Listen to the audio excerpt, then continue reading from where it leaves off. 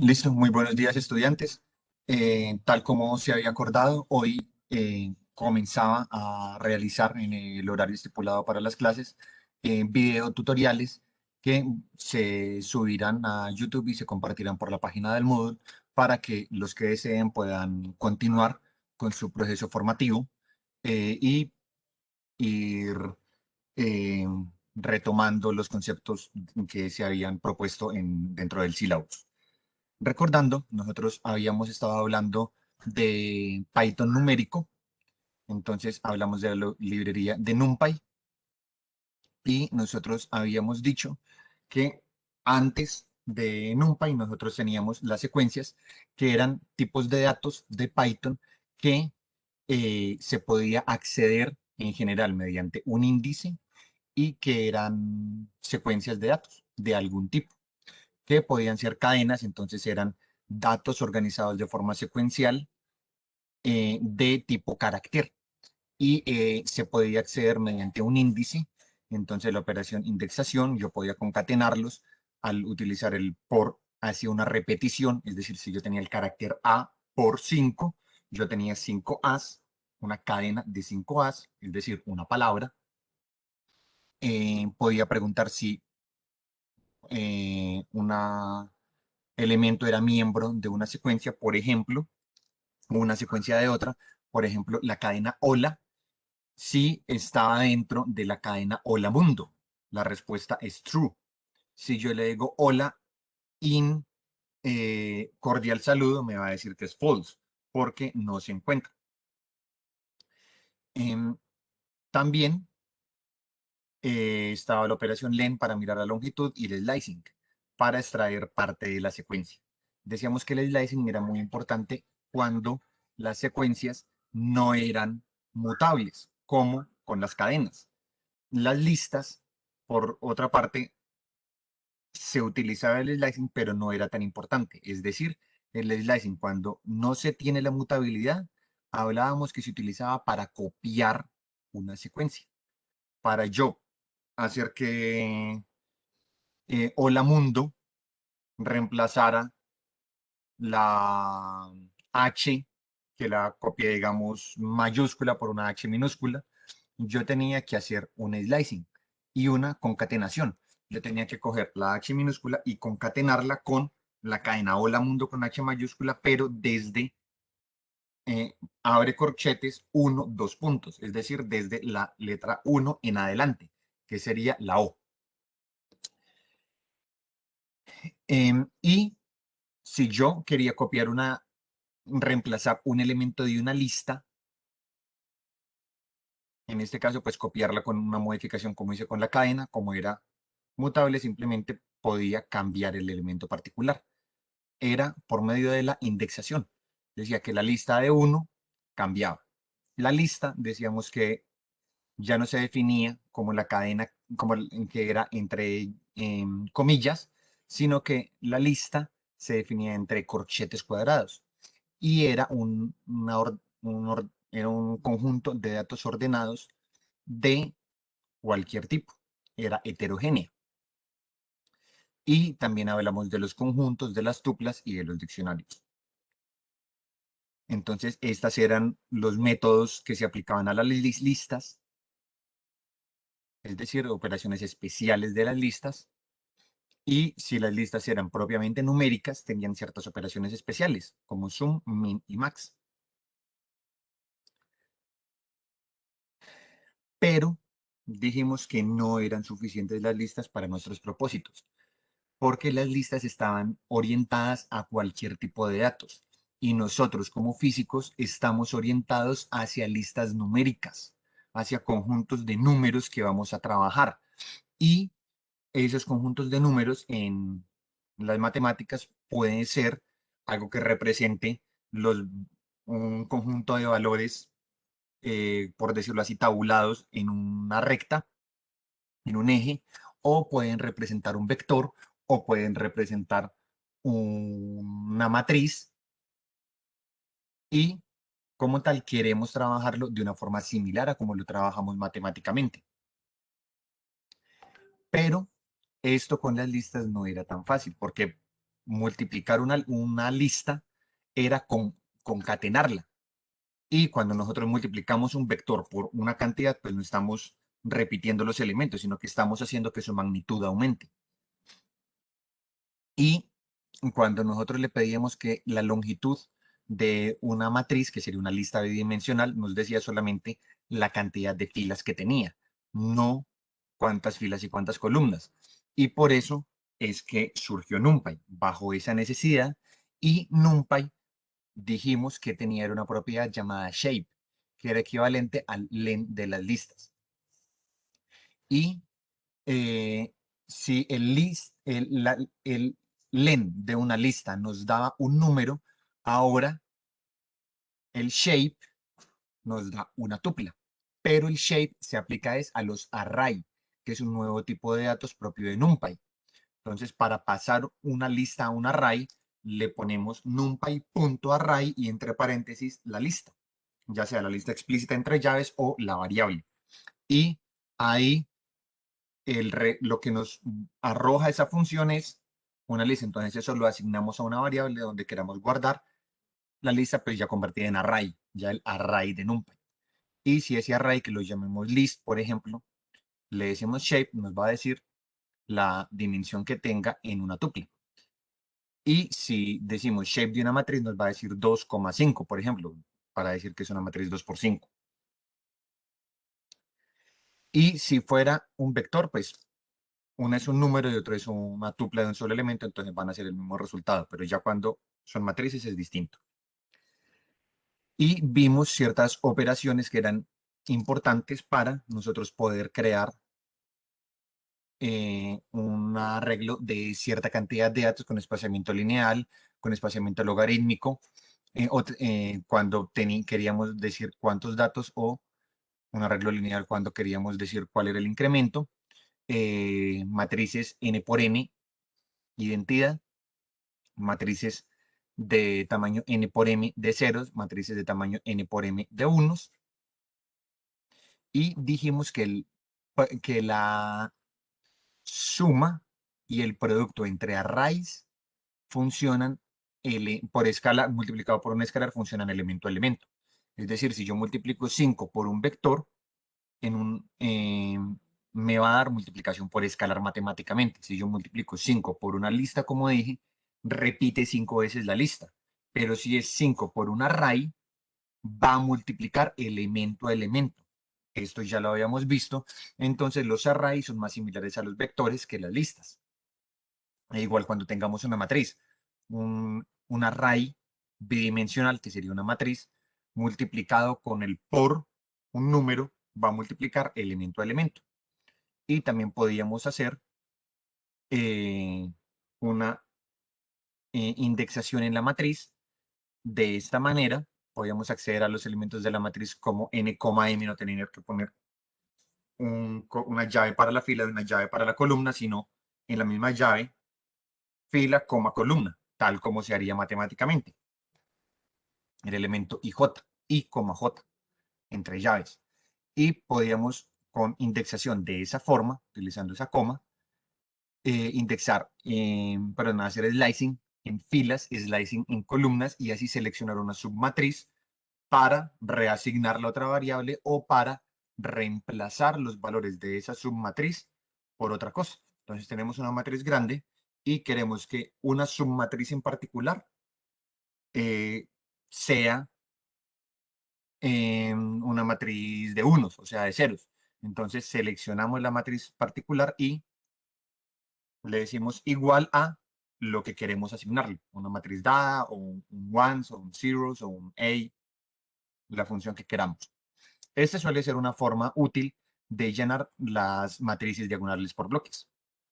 Yo puedo definir una matriz identidad que se construye fácil y luego hago un ciclo con un slicing de este tipo que vaya seleccionando poco a poco la primera submatriz, segunda, tercera, cuarta, así que vaya corriendo sobre la diagonal y que en cada bloque vaya asignando la respectiva matriz.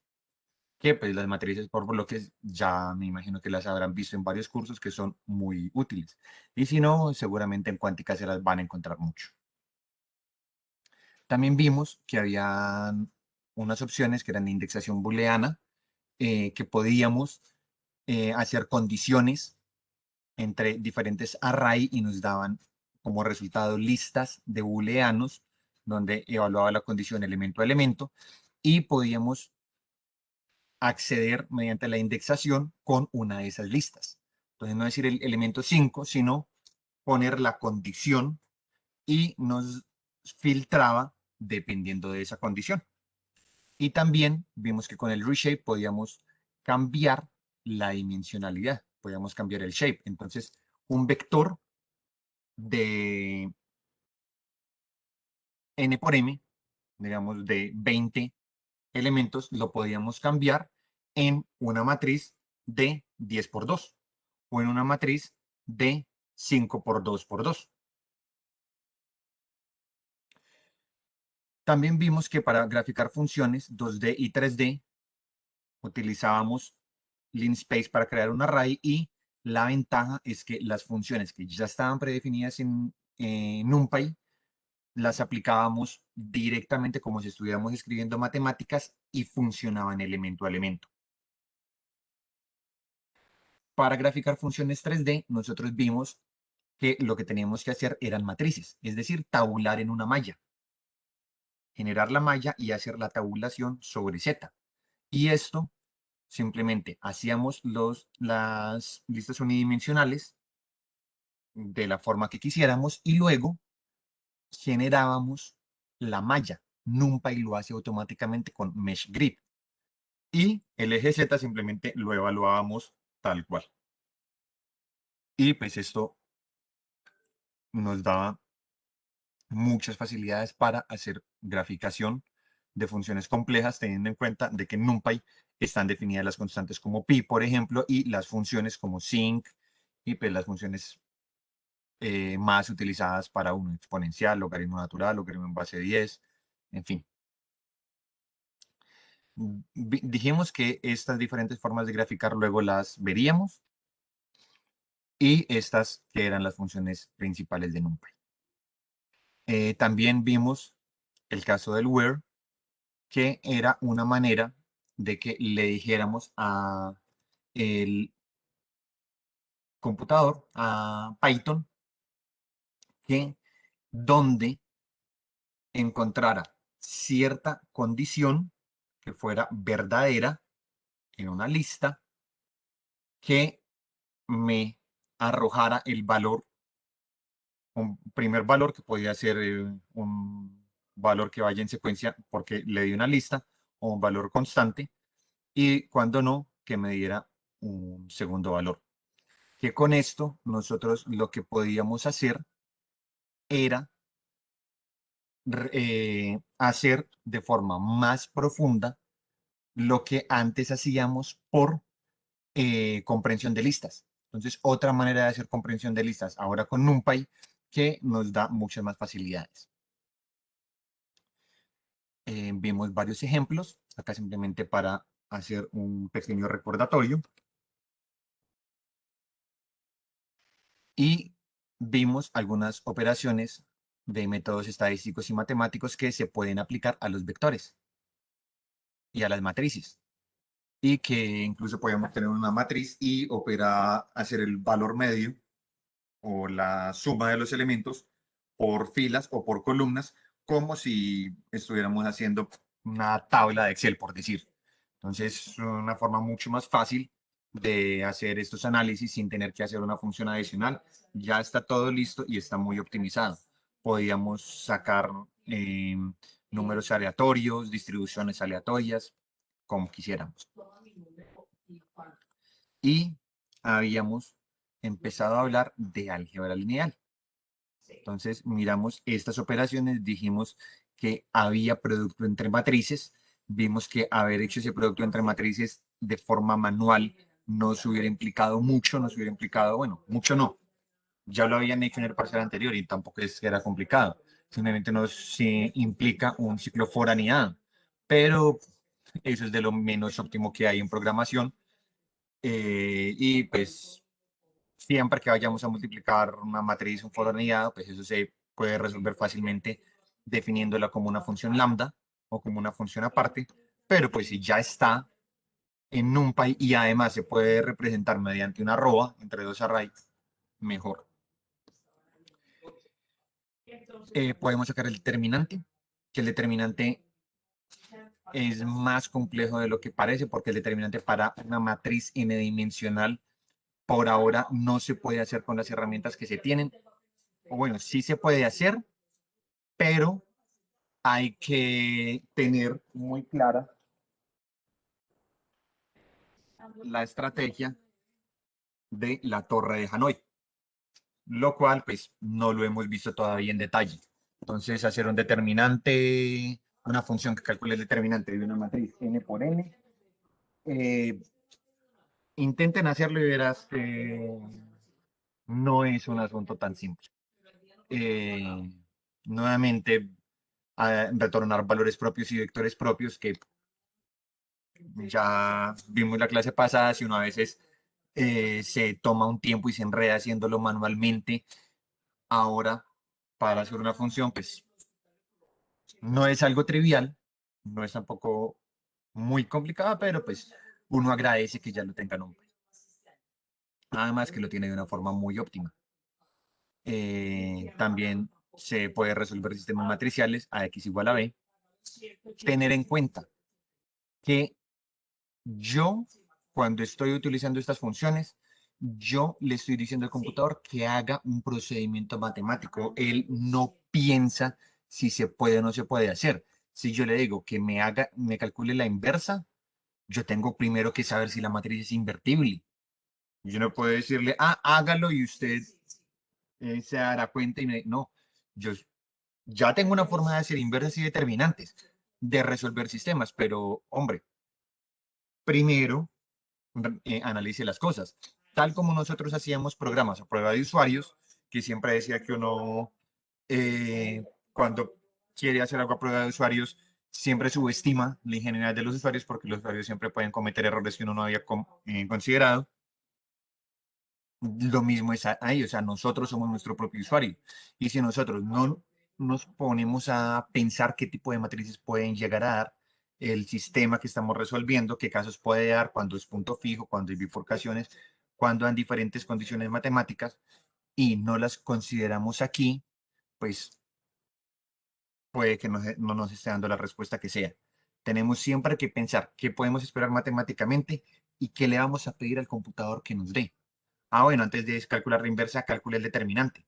Y si el determinante vale esto, calcúlelo. Y si no, diga que no es invertible, por decir. Ahora, ¿qué es la descomposición QR? En eso habíamos quedado en la clase anterior. La descomposición QR, que es un tema de álgebra lineal, es una descomposición de una matriz como producto de una matriz ortogonal por una triangular superior.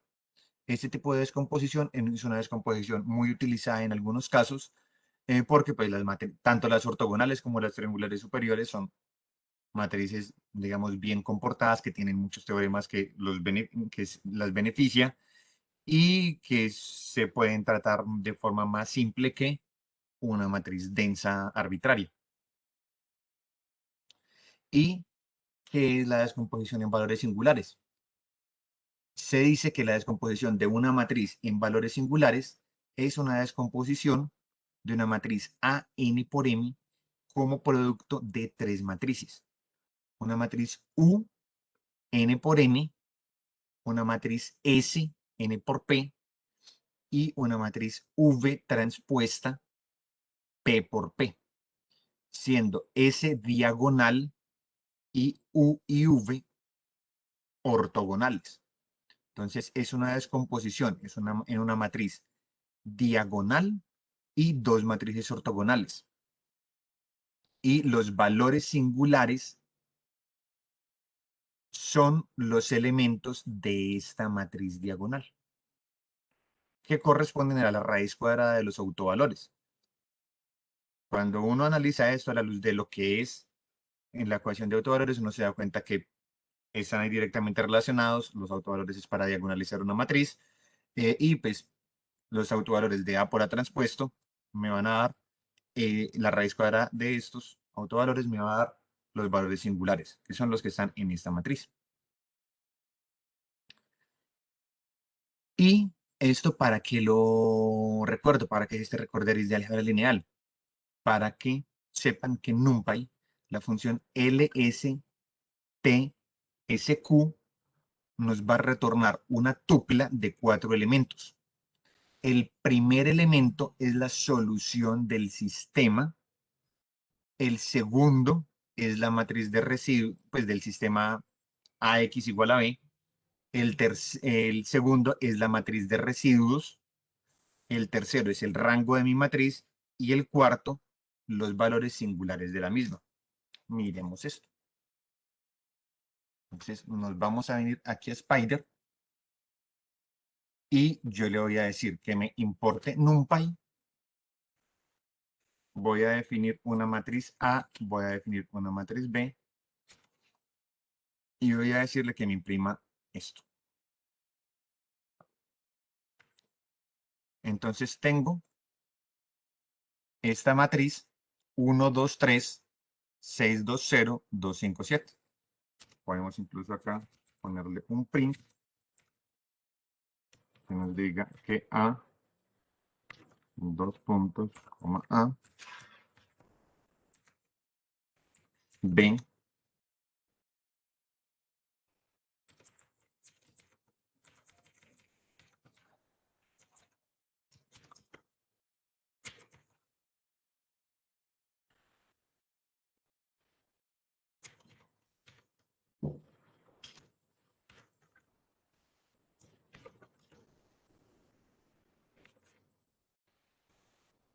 entonces acá tengo este código.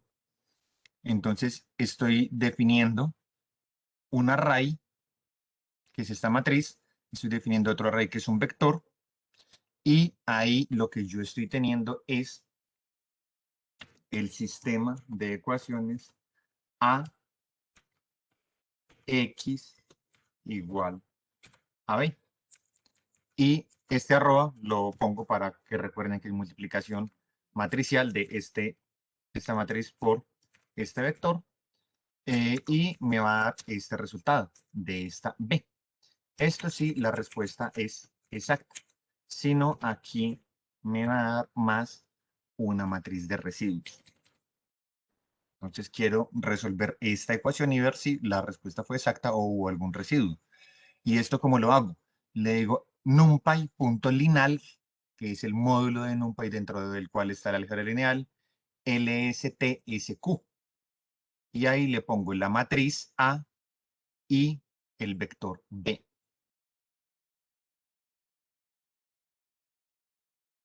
Compilo. Acá está conectando al kernel. Y vean lo que sucedió. Me imprimió cuál era A. Es esta matriz. Me imprimió B, el vector. Y LSTSQ me da un array de 4 elementos. Me da el primer elemento a que corresponde la solución del sistema. Este es el vector X. El segundo elemento es la matriz de residuos. Es una lista vacía, es decir, la solución fue exacta, solucionó el sistema sin problema. El tercer elemento es 3, es un número. Este es el rango de la matriz, debido a que puede que esta matriz no tiene por qué ser cuadrada, ni tiene por qué eh, generar un sistema de solución única. Pueden tener filas que correspondan a ecuaciones linealmente dependientes. Entonces, acá nos va a decir cuál es el rango de la matriz, que en este caso sí era el rango 3, igual al número de filas. Y el cuarto son los valores singulares de la matriz. Aquí tenemos los 3 valores singulares de la matriz. Entonces, LSTSQ nos da mucha información. Y como nos dio 4 array, nosotros, ¿qué podemos hacer?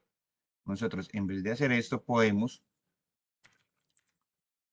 poner esta función y no solamente igualarlo a una sola variable, porque aquí en esta variable nos daría ese array, sino a 4. ¿A qué variable? Pues x, primero que es la solución, luego podríamos ponerle residuos, coma, luego viene el rango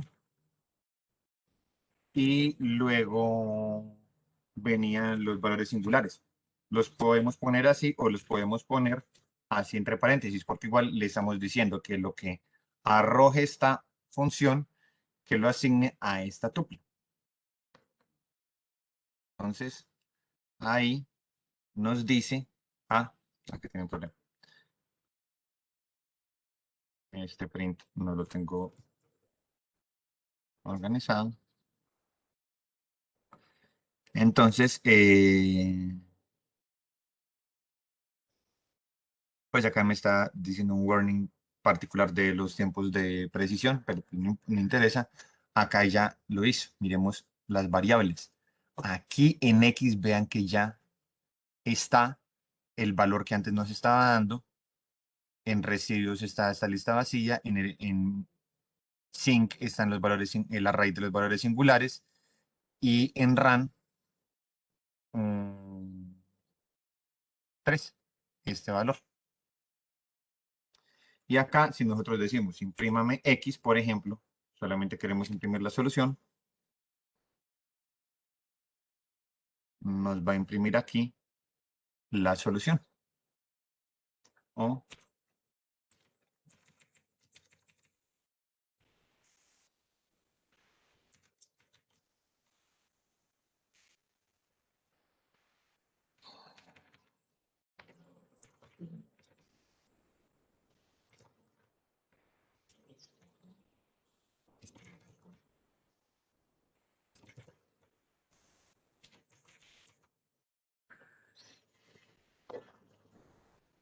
entonces acá, ya al asignarlo de esta manera, nos está diciendo exactamente cuánto es B, cuánto es X, cuánto es res y cuánto es RAM.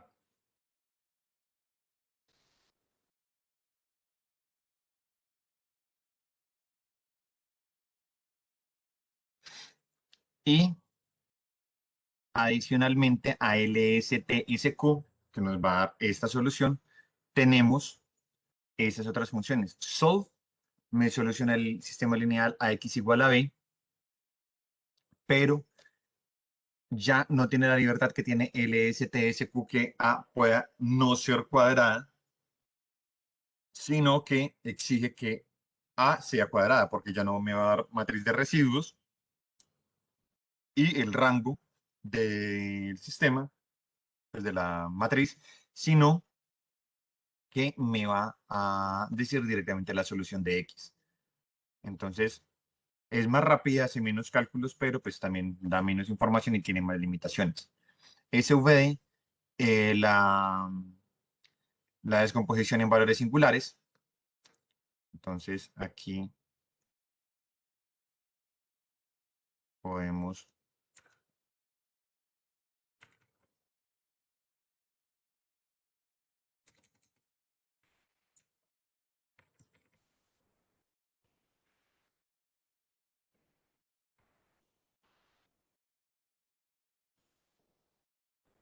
entonces le vamos a decir que me haga la descomposición en valores singulares de A y me entrega un array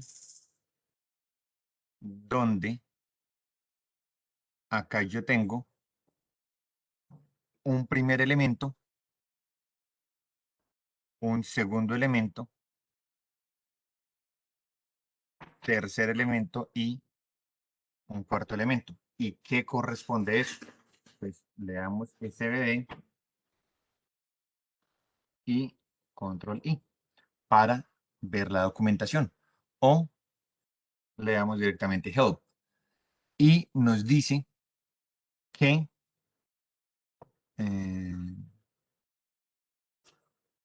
documentación, que nos retorna un array U, un array S y un array BH. Entonces, el array U tiene el mismo tamaño que la matriz inicial. Es toda esta, perdón, o sea que ese array es una matriz 3 por 3, eh,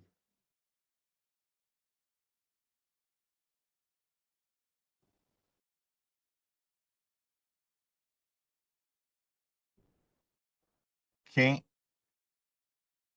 esta corresponde a la primer matriz ortogonal. Este segundo elemento, este segundo array, es un vector que corresponde a la diagonal de la matriz de valores singulares, y esta tercera matriz corresponde a la otra matriz ortogonal, según esto de acá. Está dando U, S y V. Y S en particular no nos da la matriz, sino la diagonal. También QR, podemos hacer la descomposición QR. Entonces, acá QR. Entonces nos da un primer array, que esta es una matriz ortogonal, y nos da este segundo array, que es una matriz triangular superior. Entonces, para que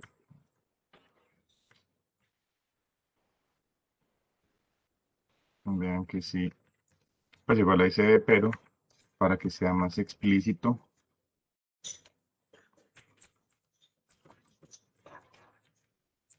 asignémosla a Q y a T y imprimamos solamente T, la matriz triangular superior, la segunda salida.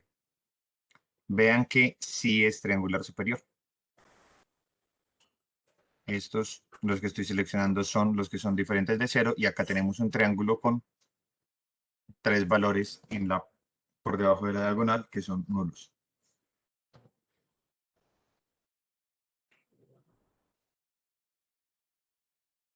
Entonces, y con inf podemos calcular la inversa de una matriz. Pinf podemos calcular la matriz pseudoinversa de Moore-Penrose. Y pues ya con estas funciones, puede que no sea absolutamente todo lo que se necesite en algún momento en la álgebra lineal, pero son bases más que suficientes para hacer cualquier otra cosa adicional. Entonces están las funciones más importantes definidas en álgebra lineal. Se puede trabajar con los array como si fueran vectores y matrices. Hay métodos estadísticos y matemáticos. Hay forma de hacer grids y hacer evaluación elemento a elemento. Entonces, si vamos a trabajar numéricamente, si vamos a trabajar con matemáticas numérica, no simbólica, sino numérica, vamos a utilizar NumPy. Y ahora unos ejercicios. Ya pues omitan esto, no es para entregar. Ya llegamos hasta este cambio de la contingencia. No los tienen que entregar, pero pues si quieren lo realizan porque es una buena práctica, y pues los puede ir preparando para cuando se retome la normalidad, la forma evaluativa que decidamos. Entonces, realizar una calculadora que le permite al usuario realizar suma, resta, multiplicación de matrices, calcular la adjunta, la inversa, calcular autovalores, autovectores y solucionar un sistema. A x igual a b a una matriz y x, b vectores columna. Ahí tengan en cuenta de tener una función que interactúe con el usuario, con try and except, otra que permita seleccionar las opciones, y cuando el usuario seleccione la opción, otra función que lo que haga es llenar la matriz, y eso redirija a las operaciones que se solicitan.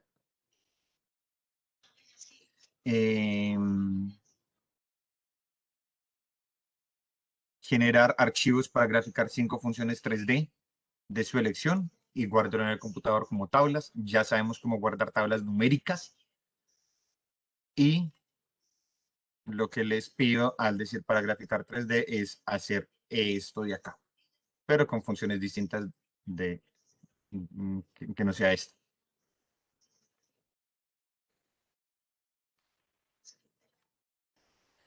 Y importar una lista de datos, como una que les voy a enviar al correo, y filtrar las notas de 5 estudiantes ingresados por el usuario y hacer su estadística.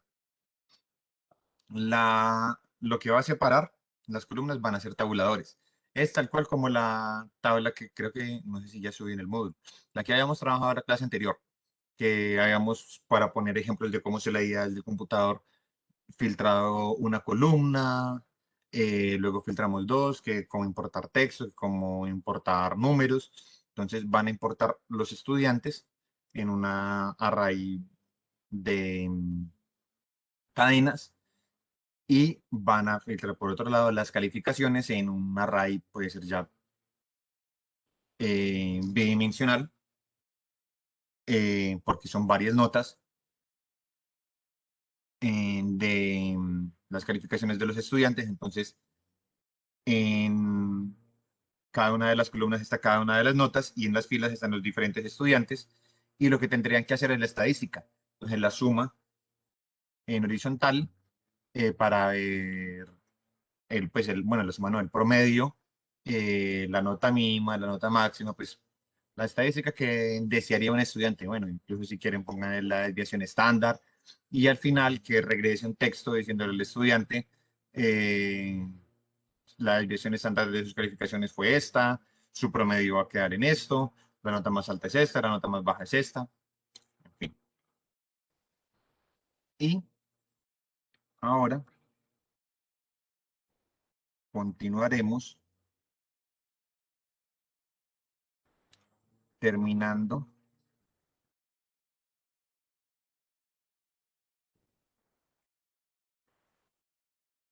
esta temática que veníamos trabajando anteriormente,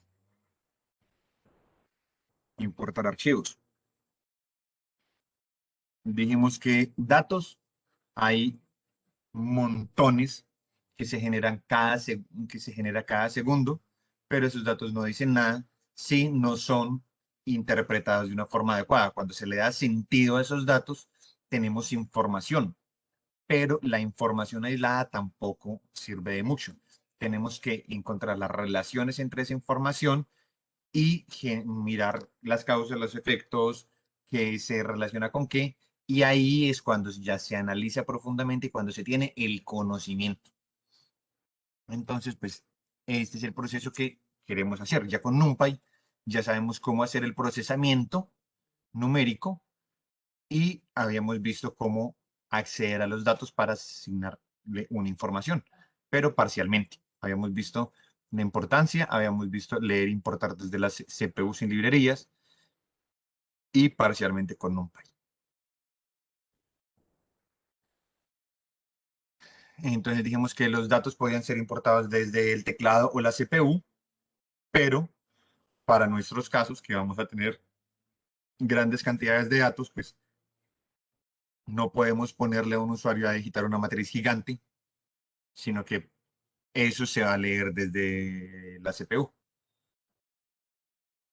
O va a ser una adquisición de un software que va a adquirir, que el computador va a adquirir los datos mediante un puerto input-output, o sea, un puerto de entrada al computador que provenga de algún amplificador lock-in, de algún equipo de medida arbitrario.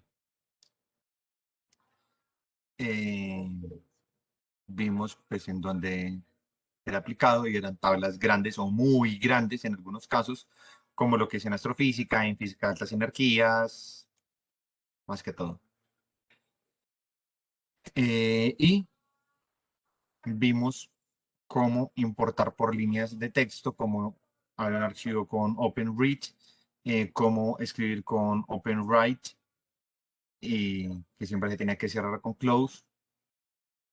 Y vimos con NumPy ya era más fácil, que había una opción que era load.txt y otra que era mucho más fuerte, mucho más útil, bueno, con más opciones, más personalizable, por decirlo así, que era gen from txt, gen from txt. Entonces, era esta. Y para guardar, vimos inicialmente la opción save txt,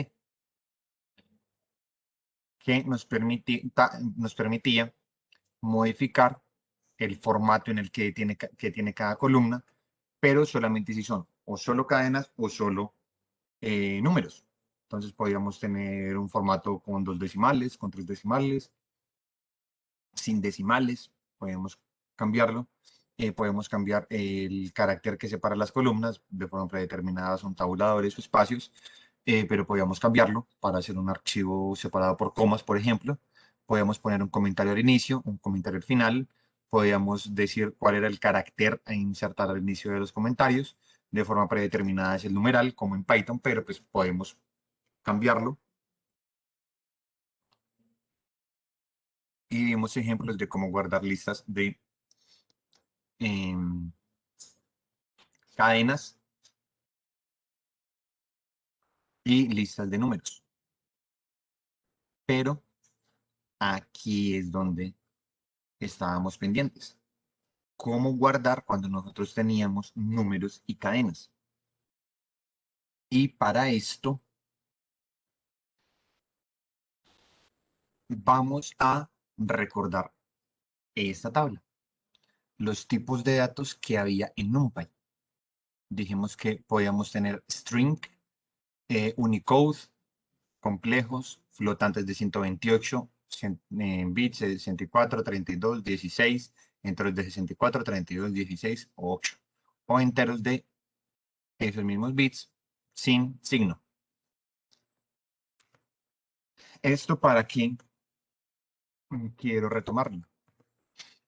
Porque los array, de forma predeterminada, son de un mismo tipo de datos. Si nosotros queremos que se exportemos una tabla que tiene en la primera columna nombres, en la segunda números, en la tercera calificaciones que serían flotantes, vamos a tener que generar un nuevo tipo de datos. Eso se llama crear un array estructurado. Entonces, aquí, digamos, es un pequeño una pequeña complicación respecto a lo tradicional, porque necesitamos decirle en particular cada columna de qué tipo de datos es, pero tampoco pues, es una línea adicional. Entonces, se tiene que definir primero en un array, pues se tiene que hacer un array que sea una lista de tuplas, donde haya una tupla por columna y que el primer elemento de la tupla es el nombre que le vamos a dar a la columna, el segundo, el tipo de datos que va a tener y si son cadenas, le podemos poner np.str- y el número máximo de caracteres que ya vayamos a asignarle a las cadenas o u- y el número, ya sea para que sean cadenas string de código ASCII o cadenas Unicode. Normalmente uno utiliza string porque uno usualmente utilizaría simplemente los códigos ASCII. Pero pues si alguno es excéntrico y quiere utilizar un Unicode raro, también tiene la opción.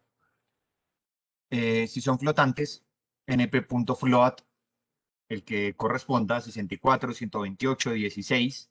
64 es el canónico porque 64 es el float de Python normal, pues equivalente. Y los enteros, si son enteros normalitos, van a ser enteros np.int32.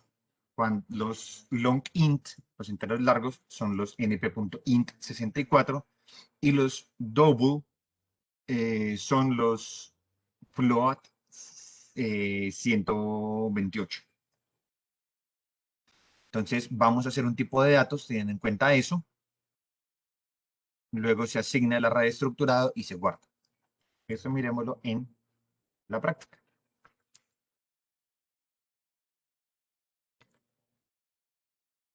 El spider está por acá. Entonces, esto aquí lo voy a comentar. Como siempre, esto lo subo a el Moodle para que puedan acceder a este punto .py y que puedan ir modificando, lo que puedan acceder a él. Entonces, aquí voy a hacer una lista.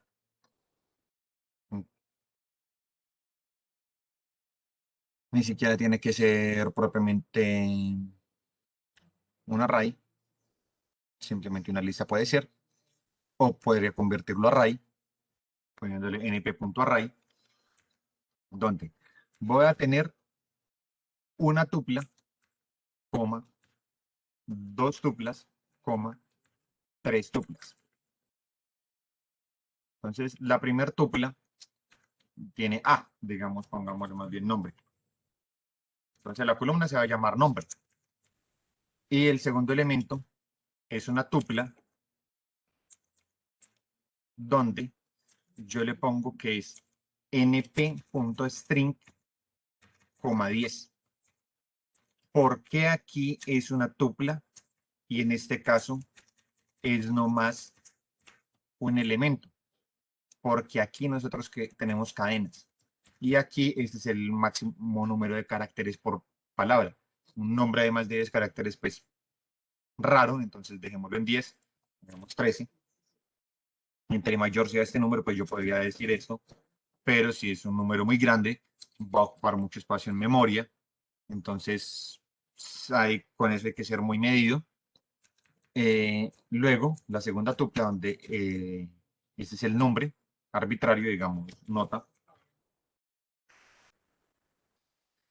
y el segundo elemento, ya como es simplemente un número, le decimos float64. Podríamos ponerle un flotante más pequeño, un float32, pero dejemos el predeterminado. Y aquí, digamos en esto, el nombre de la columna. Este nombre es arbitrario. Y aquí el entero, que es un entero corto, un int de 32 bits. Acá simplemente estamos diciendo una columna que es un entero, que se va a llamar semestre, otra columna que se va a llamar nota, que va a ser un flotante, y una columna que se va a llamar nombre, que va a tener una cadena de 13 caracteres máximo. Y ahora sí voy a hacer un array. El array, que es el que yo quiero guardar en el computador, el que yo quiero exportar, tengo que hacerlo con esta misma estructura. Es decir, debo de hacerlo preferiblemente como un array de tuplas,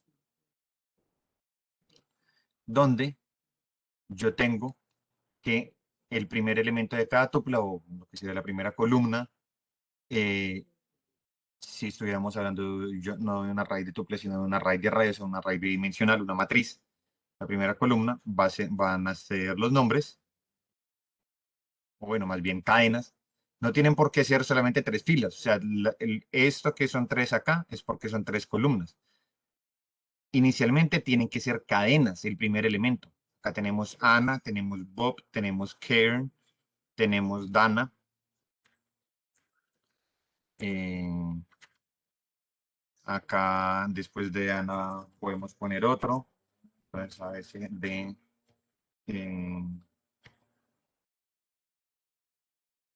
Eva.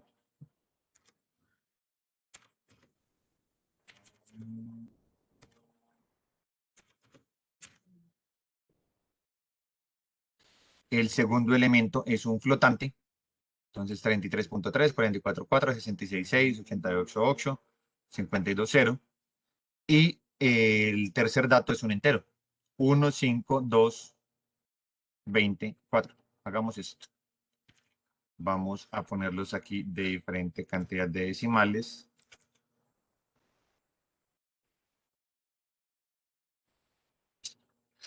Y si fuéramos a hacer un array normal, haríamos eso. Simplemente array y metemos la lista entre los paréntesis.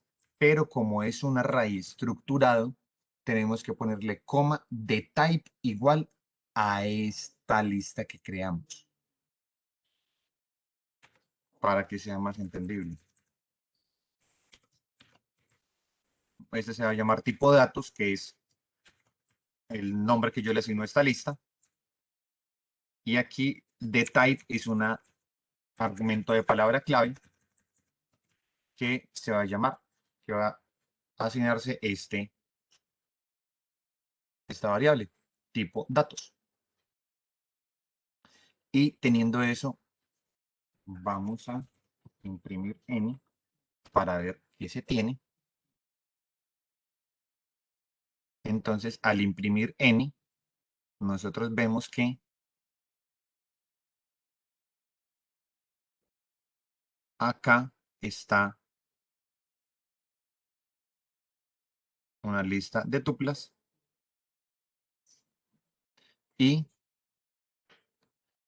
simplemente, ¿qué hacemos? Pues no queremos imprimirla, sino que queremos guardarla en el computador. Save text, save txt, el nombre del archivo, el nombre de la variable que queremos exportar, que es este array estructurado, y es obligatorio aquí ponerle formato, FMT, donde entre comillas vamos poniendo el tipo que es cada uno. Este es un string, entonces le ponemos porcentaje S, el siguiente dato, la siguiente columna, nota es un flotante, entonces punto F, si queremos personalizarlo más, digámosle punto 2F, que sea un flotante con 2 cifras decimales, y aquí porcentaje D, porque es un entero. Entonces, si yo compilo, me va a generar eso en el mismo directorio donde está el programa, que ya les muestro por aquí.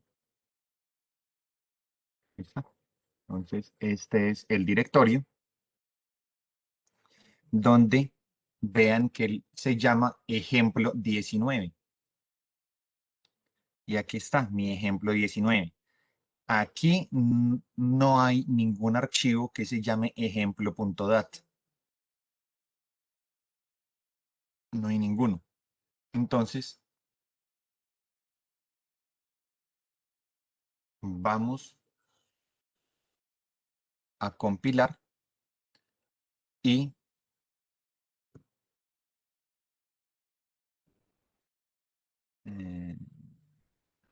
aquí se generó.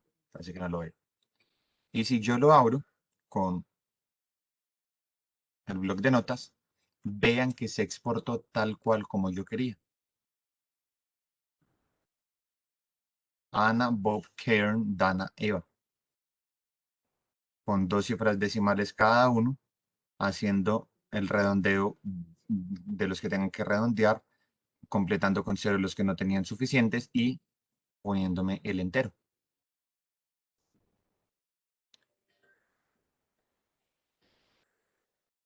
¿Y qué sucede si Pero de verdad los coches, no, lo hago más tardecito porque estoy lanzando todo lo de... voy a poner un nombre largo, con un nombre completo? Es 1, 2, 3, 4, 5, 6, 7, 8, 9, 10, 11, 12, 13, 14, 15, 16, 17, 18, 19, 20, 21, 22, 23, 24, 25, 26, 27, 28, 29. 29 caracteres y yo le dije que era de 13. Miremos a ver qué sucede. ¿Qué pasa ahí? La misma mía, no se preocupe que yo pueda. Yo no voy a responder porque tuve reunión. Cuéntamelo pues. Entonces aquí vamos a eliminar este archivo y vuelvo a compilar. Inmediatamente se genera. Quedó solo Ana Carolina. Miremos. 1, 2, 3, 4, 5, 6, 7, 8, 9, 10, 11, 12, 13. quedo con este espacio porque ese otro espacio es el que separa. Entonces, yo le dije que era de 13 máximo. A los 13 cortó. Si yo le hubiera dicho que era de 30,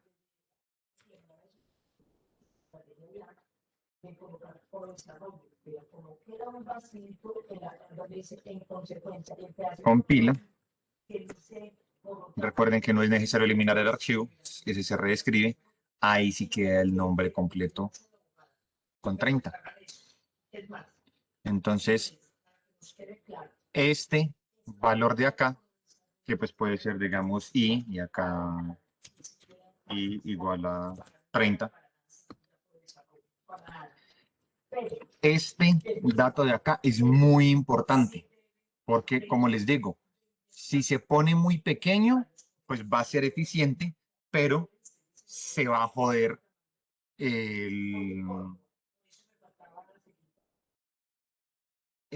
los archivos, los datos. Pero si es muy grande, se complica la eficiencia.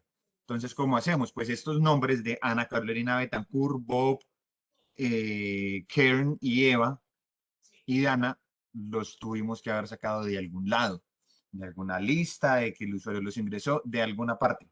Cuando estemos aquí o cuando estemos diligenciando cuando estemos diligenciando esta tabla, seleccionando los nombres o lo que sea en el programa, utilizamos manejo de cadenas para calcular la longitud de cada una de esas cadenas.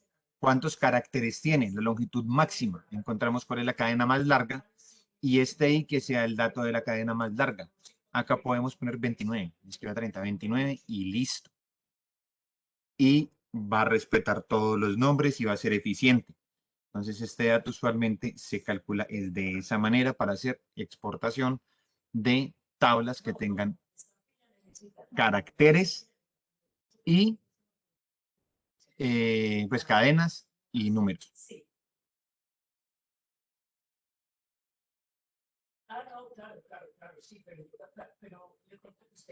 ¿Y qué sucede si nosotros tenemos un diccionario? ¿Cómo exportamos un diccionario? Pues recuerden que los diccionarios tienen un método que es ítems y los ítems me regresan en una lista de tuplas las llaves, coma, los valores. Entonces, utilizamos diccionario.ítems y hacemos este mismo array estructurado. Si es un diccionario, seguramente tendrá una palabra clave que sea una cadena y un valor. Entonces ponemos esto de type y se exporta. Tenemos acá, creo que lo tengo.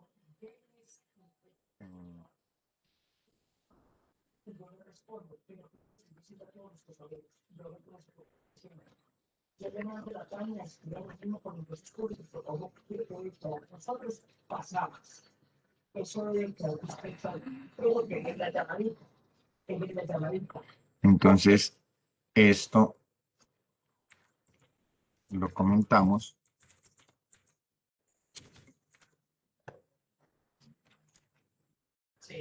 Las 12, bien. Y voy a hacer lo siguiente. Entonces voy a hacer tipo dato, que es una lista de tuplas. El diccionario va a tener dos datos, las llaves. Entonces, llave o pongámosle key. Y la key vamos a decir que es un NumPy str de longitud 10 y aquí vamos a tener la segunda columna que va a ser un dato que va a ser un NumPy float 64.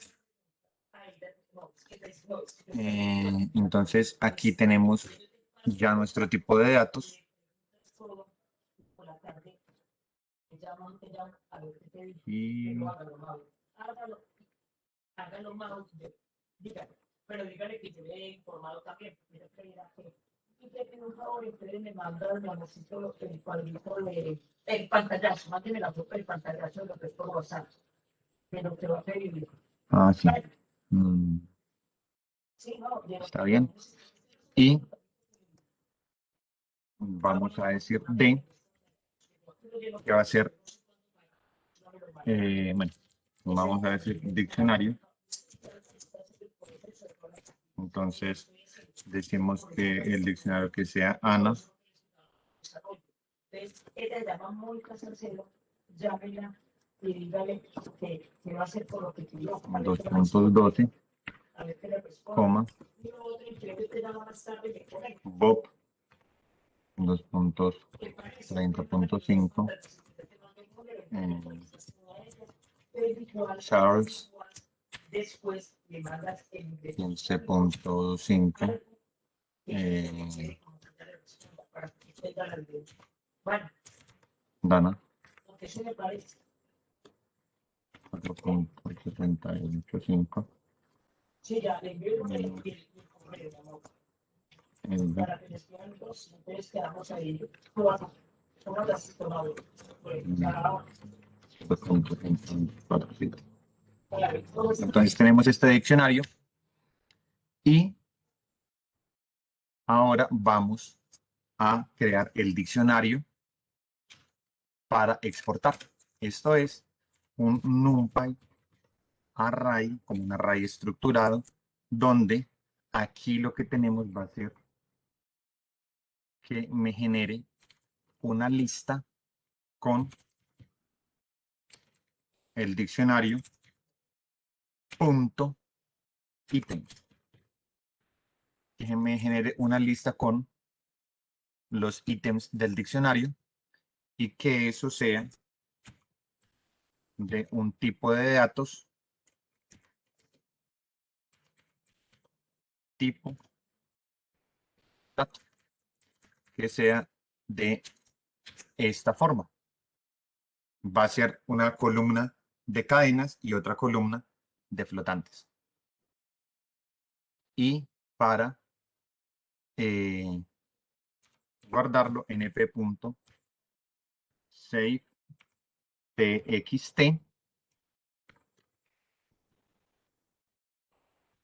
ejemplo, diccionario.dat.txt, como queramos.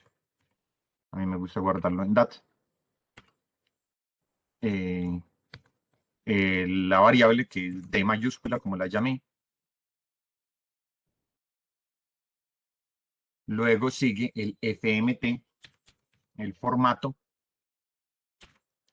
que va a ser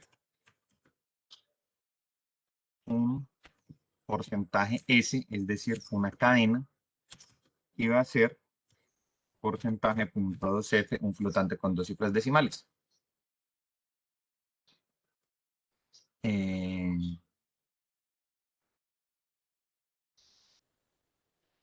Y aquí le puedo poner opciones adicionales. ¿Qué opciones? Pues las del save txt. ¿Cuál va a ser el header? ¿Cuál va a ser el footer? ¿Cuáles van a ser los comentarios? El delimitador. Pero bueno, pongámosle, digamos, un header que sea una cadena que diga mi primer diccionario guardado en CPU. Listo. Entonces, guardo, vuelvo a reiterar. Aquí vean que no está ningún archivo que se llame así. Y lo que hago es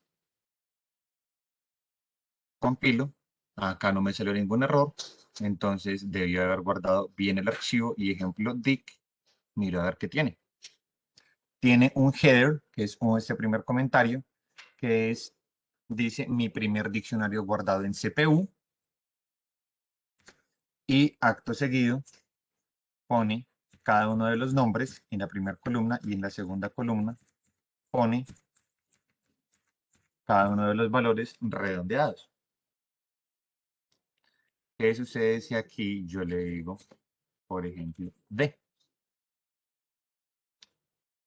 Cerremos, compilemos, que los trata como enteros, entonces los redondea a enteros. Hace el redondeo adecuado y me corta la parte decimal. Entonces esto ya nos va a permitir a nosotros exportar diccionarios, exportar tablas de datos de caracteres y cadenas. Y aquí les propongo los siguientes ejercicios para realizar. Nuevamente, no los tienen que entregar, esto no es para entrega, es simplemente para que practiquen. El primer ejercicio, construir un programa que pida el nombre de los productos y sus respectivos valores. Posteriormente, pide el nombre de los productos que se desean comprar y la cantidad de cada uno. Debe imprimir el total de la compra. Entonces, eso, este es un ejercicio que se puede utilizar diccionarios para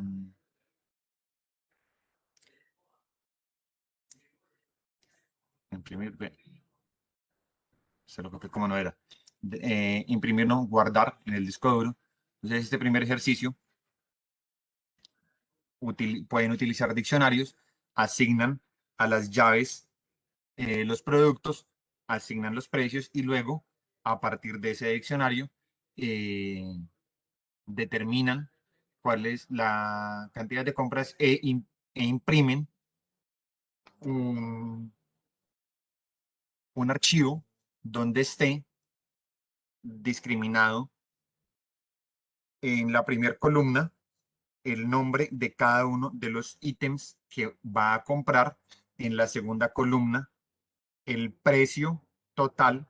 Entonces, huevos, compró 5, entonces en la primera columna huevos, en la segunda el precio de los 5 huevos, que digamos que valen a 400 sería 2000, y así, fila por fila.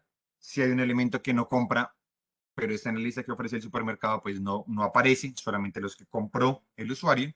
Y al final, en la última fila, total y el valor total de la compra. Eso es lo que guarda en el disco duro. Algo que sería lo que tiene que terminar guardando. Modifiquemos esto, que sea algo como leche, 10.000, huevos, 2.000, pan, 500, tomates, 500.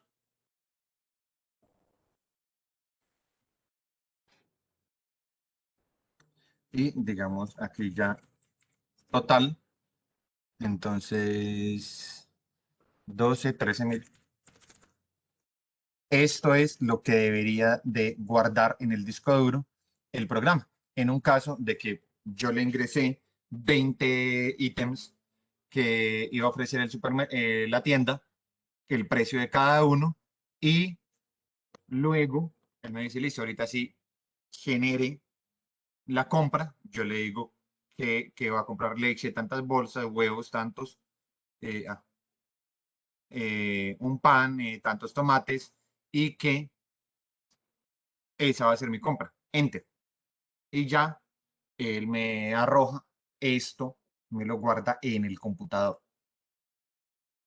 Eso es lo que tiene que hacer. Ese es el primer ejercicio, que aquí lo copié como no era. Y Otro caso es con la misma estructura del anterior, hacer un programa distinto, donde ya lo que haga el programa es guardar en el computador una lista de los posibles productos que el usuario puede comprar con cierto monto de dinero. Entonces,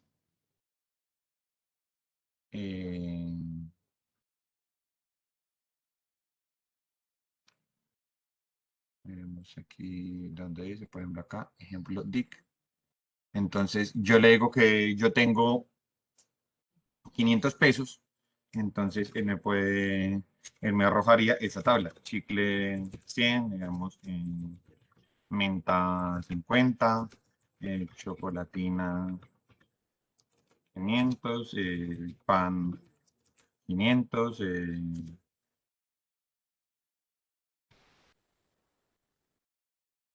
digamos eso. Entonces yo le digo que tengo 500 pesos y me va a arrojar esta lista. En la primera columna, los nombres de los productos y en la segunda columna, los precios que no superen el monto que yo tengo de dinero. Entonces, esos son ejercicios para practicar. Y hasta ahí es la clase del día de hoy. Los invito a que, bueno, este primer video más bien, este primer video tutorial, los invito a que lo revisen, a que lo repasen, miren esos ejercicios. Eh, es, digamos, un poco más corta que de costumbre, con el propósito pues, de tampoco generar más tema de la cuenta y porque era algo que ya veníamos trabajando y ya en este caso no es hacer tantos ejemplos demostrativos, sino de cada uno aplicar, porque es sencillo, pero de ir mirando, de ir haciendo algunas operaciones, de cambiar la matriz, de resolver otro sistema, de exportar datos, de leer datos, ir haciendo esa práctica. Y les recomiendo que para el próximo video hayan revisado ya esta señal, la torre de Hanoi, que sepan cómo hacer que una torre de discos arbitrarios pase por completo a otro pilar con las reglas establecidas. Esto es, se tiene que pasar cada disco uno por uno y no se puede poner un disco mayor sobre un disco menor. Entonces, que sepan cuál es la forma de resolver la torre de Hanoi de manera más eficiente. Porque vamos a empezar a hablar de eso. Luego continuaremos con ciertas opciones que son Map, Filter y Reduce, que ahí es donde profundizaremos en las listas y las listas por comprensión, que es algo que habíamos tocado de manera muy somera. Vamos a hacer varios ejemplos ahí y vamos a hablar de funciones y de funciones con argumentos de los tipos de argumentos que habíamos visto, que eran los argumentos normales y los de palabra clave, que podían ser argumentos predefinidos. Ahora vamos a ver que hay argumentos adicionales, que pueden ser tuplas, que pueden ser diccionarios, que son argumentos que llaman args o KW args. Para esto emplearemos más de un video, habrá parte 1, parte 2 seguramente. Entonces, los espero próximamente. Que estén muy bien.